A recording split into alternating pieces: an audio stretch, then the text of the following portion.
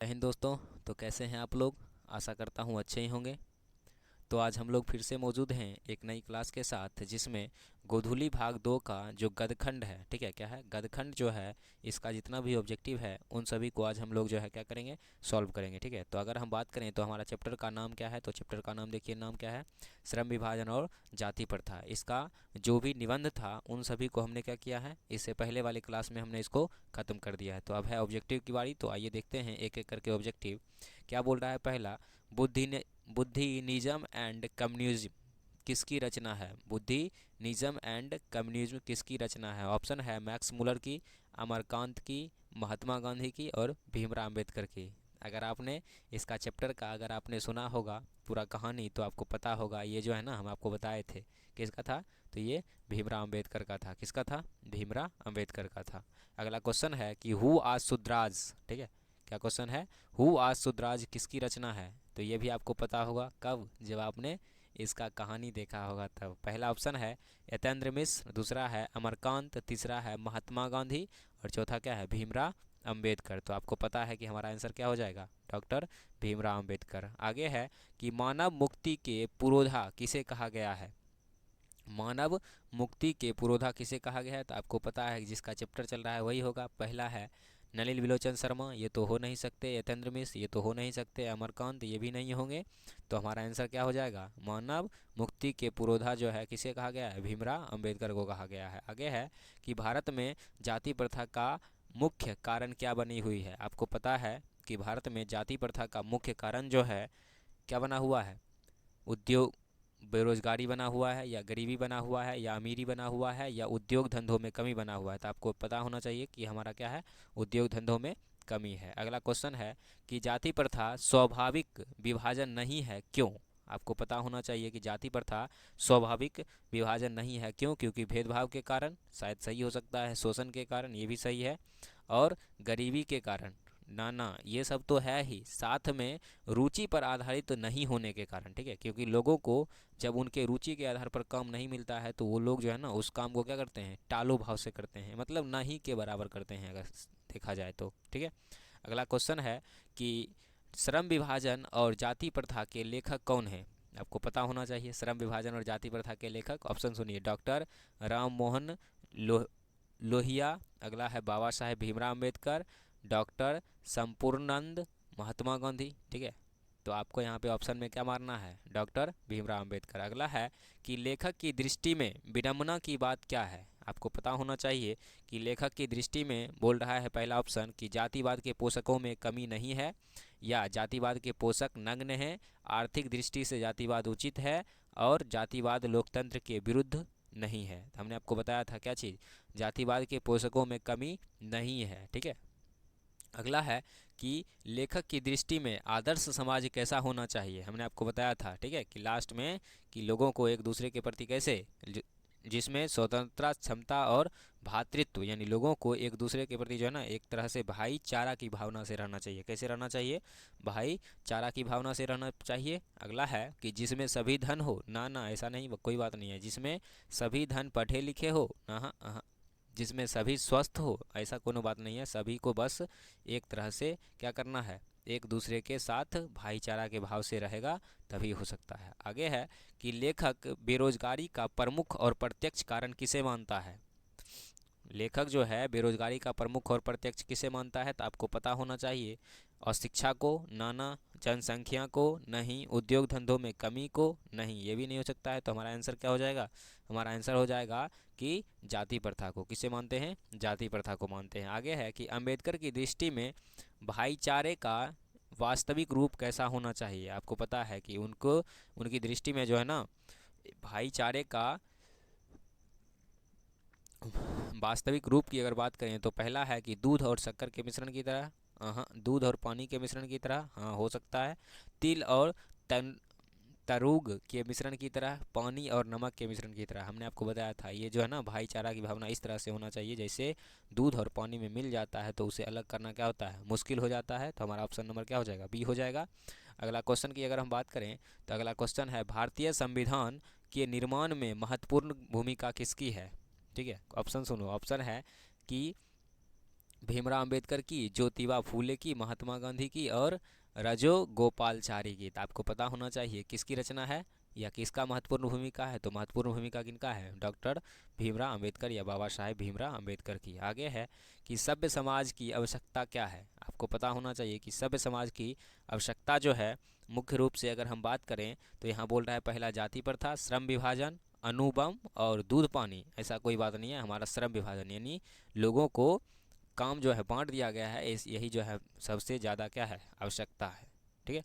आगे है कि निम्नलिखित रचनाओं में से कौन सी डॉक्टर अंबेडकर की रचना है। तो आपको पता होना चाहिए क्या है? The caste in India, the untouchables, who are Shudras, who are the. आपको पता होना चाहिए ये सारा का सारा क्या है? डॉक्टर भीमराव अंबेडकर की क्या है? रचना है। आगे है कि आधुनिक सभ्य समाज श्रम विभाजन को आवश्यक क्यों नहीं मानता है। ठीक है, आधुनिक सभ्य समाज बोल रहा है कि श्रम विभाजन को आवश्यक क्यों नहीं मानता है। अगले ऑप्शन सुनिए, बोल रहा है कार्य कुशलता के लिए, भाईचारा के लिए, रूढ़िवादिता के लिए या इनमें से कोई नहीं। तो आपको ऑप्शन में याद रखना है कि यहाँ पे जो है हमारा होना चाहिए कार्य कुशलता के लिए। किसके लिए? कार्य कुशलता के लिए। अगला क्वेश्चन है कि श्रम विभाजन और जाति प्रथा पाठ बाबा साहेब के किस भाषण का संपादित किया गया है। तो आपको हमने बताया था कि ये जो है कहाँ से लिया गया है। बोल रहा है the caste in India, their mechanism, ना ना ना ना, जेनेसिस एंड डेवलपमेंट, हाँ, एनिहिलेशन ऑफ कास्ट हो सकता है, हु वाज शूद्राज, कहाँ से लिया गया है। तो मेरे ख्याल से ये लिया गया है कहाँ से? एनिहिलेशन ऑफ कास्ट से लिया गया था। ख्याल से क्या, हमने आपको पढ़ाया है। ठीक है। आगे है कि प्राथमिक शिक्षा प्राप्त करने के लिए अंबेडकर प्राथमिक शिक्षा प्राप्त करने के बाद अंबेडकर उच्चतर शिक्षा प्राप्त करने के लिए कहाँ गए थे। तो हमने आपको बताया था कहाँ सबसे पहले वो जो गए थे, बोल रहा है इटली में, दक्षिण अफ्रीका में या न्यूयॉर्क में या दक्षिण कोरिया में। तो आपको याद रखना है कि ये सबसे पहले जो है न्यूयॉर्क में गए थे। ठीक है। आगे है जो कि कहाँ पड़ता है? अमेरिका में पड़ता है। उसके बाद आगे गए थे। आगे है कि अंबेडकर के चिंतन व रचनात्मक के लिए प्रेरक व्यक्ति कौन था। तो हमने आपको बताया था इनका प्रेरक व्यक्ति टोटल कितना था? 3 था। पहला ज्योतिबा फूले भी थी, बुद्ध भी था और कबीर भी थे, और इनमें से सभी हो जाएगा। ठीक है। तो टोटल भीमराव अंबेडकर के जो है प्रेरक व्यक्ति कितने थे? 3 थे। ठीक है। अगला क्वेश्चन है कि जाति जाति पंथी तोड़कर मंडल भाषण लाहौर में कब हुआ था। जाति पाति तोड़कर मंडल भाषण लाहौर में कब हुआ था? हुआ था नहीं बल्कि होने वाला था। कब? ठीक है। 1800 कब? हमने आपको बताया था ये जो है 1942 में नहीं, 1940 में नहीं, 1938 में नहीं, बल्कि ये 1836 में होने वाला था। लेकिन किसी कारणवश ये जो है क्या हो गया था? टल गया था। तब जाके भीमराव अम्बेडकर ने इसे स्वतंत्र पुस्तिका की क्या कर दी थी? एक नाम दे दिया गया था। आगे है कि श्रम विभाजन और जाति प्रथा क्या है। आपको पता होना चाहिए श्रम विभाजन और जाति प्रथा जो है क्या है? कहानी है, भाषण है और साक्षात्कार है। ये देखो असल में था भाषण, लेकिन उसमें से जो छांट कर निकाला गया है, इसलिए यह जो है ना एक प्रकार का क्या बन जाएगा? निबंध बन जाएगा। आगे है कि अंबेडकर के भाषण एनिहिलेशन ऑफ कास्ट को किसने हिंदी में रूपांतरण किया था। बताओ किसने किया था? किशोर लाल ने, या इनमें से कोई नहीं ने, या मोहन वाजपेयी ने, या पता नहीं ललई सिंह यादव ने। तो इसका आंसर जो है हमें पता नहीं है। तो जब आंसर पता नहीं है तो इसका आंसर आपको क्या करना है? कमेंट बॉक्स में देना है। ठीक है। हम देखेंगे कि कौन कौन सही आंसर दे रहे हो या नहीं। ठीक है। आगे है कि अंबेडकर का जन्म किस परिवार में हुआ था। ऑप्शन सुनिए, बोल रहा है ब्राह्मण, क्षत्रिय, कायस्थ या दलित। तो हमने आपको पढ़ा दिया है कि इनका जन्म जो है किस में हुआ था? दलित परिवार में हुआ था। आगे है कि लेखक को इस युग में भी कहाँ पर विडंबना दिखाई पड़ती है। आपको पता होना चाहिए कि जातिवाद में या निर्वाद में या नारीवाद में या परिवारवाद में। तो लेखक को जो है मुख्य रूप से जाति क्या है? लेखक को इस युग में भी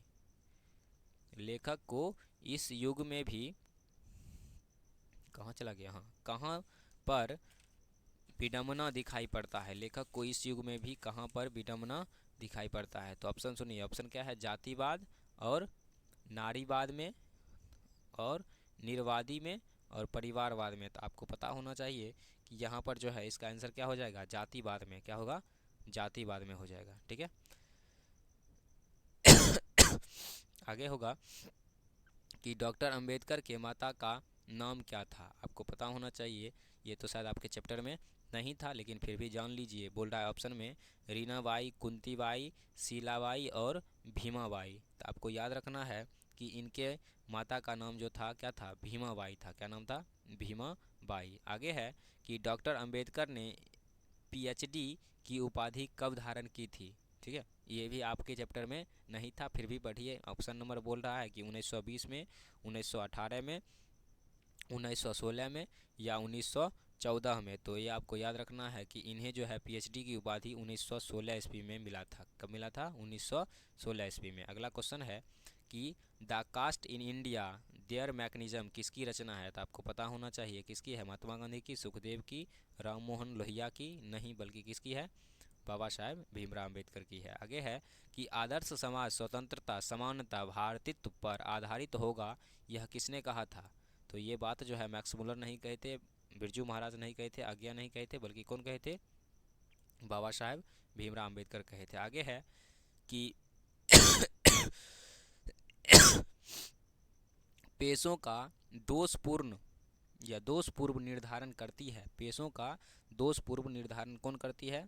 तो आपको याद रखना है कि यह श्रम विभाजन नहीं करता है, प्रत्यक्ष नहीं करता है, लोकतंत्र नहीं करता है, बल्कि यह एक प्रकार का जाति प्रथा करता है। कौन करता है, जाति प्रथा करता है। आगे है कि जाति प्रथा भारत में बेरोजगारी का एक डैश कारण बनी हुई है। तो आपको पता है कि जाति प्रथा भारत में बेरोजगारी का जो है क्या बना हुआ है, एक प्रत्यक्ष और प्रमुख कारण बना हुआ है। क्या बना हुआ है, एक प्रमुख और प्रत्यक्ष कारण बना हुआ है। तो यहाँ पर ऑप्शन ए भी है, बी है, तो इसलिए सी में लिख दिया गया है ना, ए और बी दोनों। तो हमारा ऑप्शन क्या हो जाएगा सही, सी हो जाएगा सही। आगे है मूक नायक क्या है। आपको पता होना चाहिए कि मूक नायक बोल रहा है एक अखबार है या पत्रिका है या पुस्तक है या कहानी संग्रह है। तो आपको याद रखना है यह मूक नायक जो है ना एक प्रकार की क्या है, पत्रिका है। क्या है, पत्रिका है। आगे है कि डॉक्टर भीमराव अंबेडकर की मृत्यु कब और कहाँ हुआ था। तो हमने आपको पढ़ाया था कि डॉक्टर भीमराव अंबेडकर की मृत्यु जो है दिल्ली में हुआ था। कहाँ हुआ था, दिल्ली में हुआ था, और सन 1956 ईस्वी में हो गया था। कब हुआ था, सन 1956 ईस्वी में। आगे है कि डॉक्टर भीमराव अंबेडकर का जन्म कब हुआ था। तो आपको याद रखना है कि डॉक्टर भीमराव अंबेडकर का जन्म 14 अप्रैल, देखो शुरू में देख रहा है सबका सेम सेम दिया गया है, ठीक है, लेकिन यहीं पे एक लास्ट में चेंज हो जाएगा क्या चीज़, तो 14 अप्रैल, और ये हो जाएगा आपके लिए 14 अप्रैल 1891 ईस्वी में। कब होगा, 14 अप्रैल 1891 ईस्वी में। आगे है कि डॉक्टर भीमराव अंबेडकर का जन्म कहाँ हुआ था। आपको पता होना चाहिए, महू मध्य प्रदेश, डुमराव बिहार, या दानकुरी पश्चिम बंगाल, या गोरखपुर उत्तर प्रदेश। आपको याद होना चाहिए ये कहाँ हुआ था, महू मध्य प्रदेश में इनका जन्म हुआ था। अगला है कि डॉक्टर भीमराव अंबेडकर ने किस पत्रिका का संपादन किया था। तो आपको पता होना चाहिए कि डॉक्टर भीमराव अंबेडकर ने जो है उज्ज्वल भारत का नहीं, उड़ता भारत का नहीं, पुरस्कृत भारत का नहीं, बहिष्कृत भारत का क्या किया था, पत्रिका का संपादन किया था। अगला है कि भारतीय संविधान के निर्माता किसे कहा जाता है। ये इस क्वेश्चन को हमने आपको पहले ऊपर में भी बताया है, इसलिए ये हम आपको आपके लिए छोड़ रहे हैं। ठीक है, आपको इसका उत्तर जो है किस में देना है, कमेंट बॉक्स में देना है कि इसका उत्तर क्या होगा, ए होगा या बी होगा या सी होगा। अगला है कि डॉक्टर अंबेडकर का वाङ्मय कितने हिंदी के कितने खंडों में प्रकाशित हो चुका था। तो हमने आपको बताया था कि यह 15 खंडों में था, नहीं, 17 खंड में नहीं, 19 खंडों में नहीं, बल्कि कितना खंडों में, टोटल 21 खंडों में प्रकाशित हो चुका है। आगे है कि आधुनिक सभ्य समाज कार्यकुशलता के लिए किसमें आवश्यक मानता है। तो आधुनिक सभ्य समाज जो है कार्यकुशलता के लिए जन विभाजन को नहीं, जाति प्रथा को, जाति विभाजन को नहीं, धन विभाजन को नहीं, बल्कि श्रम विभाजन को क्या मानता है, आवश्यक मानता है। आगे है कि डॉक्टर अंबेडकर के पिता का नाम क्या था। अब देखो आपके चैप्टर में इनके पिता का नाम नहीं था, लेकिन ऑब्जेक्टिव में आपको यहाँ पर पढ़ना पड़ेगा। तो आपको याद रखना है कि इनके पिता का नाम जो था रामदेव सकपाल था, नहीं, रामजी सकपाल था, नहीं, हो सकता है, ठीक है, राधे राम सकपाल था, नहीं, राम किशन सकपाल था। तो देखो लास्ट में सकपाल तो आएगा ही, बस आपको याद रखना है कि रामजी सकपाल था। क्या नाम था, रामजी सकपाल। अगला क्वेश्चन है कि जाति प्रथा श्रम विभाजन के साथ साथ किसका रूप ले रखी है। तो आपको याद होना चाहिए कि जाति प्रथा श्रम विभाजन के साथ साथ किसका रूप लेकर रखा हुआ है। ऑप्शन है कि स्वतंत्रता का, भारतीत्व का, श्रमिक विभाजन का, या इनमें से कोई नहीं। तो आपको याद रखना है ये जो है श्रम विभाजन के, जाति प्रथा श्रम विभाजन के साथ साथ श्रमिक विभाजन का भी क्या किया है, रूप ले रखा है। अगला है कि डॉक्टर भीमराव अंबेडकर ने किस प्रथा को आर्थिक पहलू से भी खतरनाक माना है। ठीक है, क्या है, डॉक्टर भीमराव अंबेडकर ने किस प्रथा को आर्थिक पहलू से भी खतरनाक माना है। ऑप्शन सुनिएगा कि सती प्रथा, दहेज प्रथा, बाल विवाह प्रथा, या जाति प्रथा। तो आपको याद रखना है कि यह जो है जाति प्रथा को जो है ना सबसे ज़्यादा खतरनाक माने हैं। आगे है कि किसके प्रोत्साहन पर बाबा साहेब उच्चतर शिक्षा के लिए न्यूयॉर्क गए थे। तो आपको पता होना चाहिए कौन थे वो। काशी नरेश थे? नहीं, नरेश तो थे लेकिन काशी नरेश तो नहीं थे। पटियाला नरेश? ना ना ना। दरभंगा नरेश? ना ना ना। क्या हो सकता है हमारा ऑप्शन नंबर क्या हो जाएगा, सी हो जाएगा, बड़ौदा नरेश। आगे है कि आर्थिक पहलू से भी जाति प्रथा को डैश है। आपको पता होना चाहिए कि आर्थिक पहलू से भी जाति प्रथा को जो है ना एक हानिकारक है। क्या है, एक हानिकारक है। ये लाभदायक नहीं है, अनुकूल नहीं है, इनमें से कोई नहीं है, इनमें से सभी भी नहीं है, सिर्फ हानिकारक है। अगला है कि सच्चे लोकतंत्र का पार्यन या पार्य है। सच्चा लोकतंत्र का पार्य जो है असल में क्या होना चाहिए, तो असल में ये जो है बोल रहा है जाति प्रथा, ना ना ना। सुशासन नहीं, कानूनी व्यवस्था नहीं, बल्कि भाईचारा होना चाहिए। ठीक है, सच्चे लोकतंत्र की स्थापना के लिए लोगों को एक दूसरे से जो ना भाईचारा के भाव से रहना जरूरी है। आगे है कि बाबा साहेब के द्वारा रचित पुस्तक है। अब आप बताइए इस किसके द्वारा रचित है। पहला है genesis and development, Buddhism and communism, आगे बुद्ध एंड हिज धम्मा। तो आपको याद रखना है ये जो है जितना भी पुस्तक लिखा गया है ना ये सब किसके द्वारा लिखा गया है, तो बाबा साहेब भीमराव अम्बेडकर के द्वारा लिखा गया है। आगे है कि श्रम विभाजन और जाति प्रथा शीर्षक किसके द्वारा हिंदी में रूपांतरण किया गया है। तो आपको पता होना चाहिए कौन था, भीमराव अम्बेडकर थे? नहीं। रामचंद्र शुक्ल थे? नहीं। नलिनी विलोचन शर्मा थे? नहीं।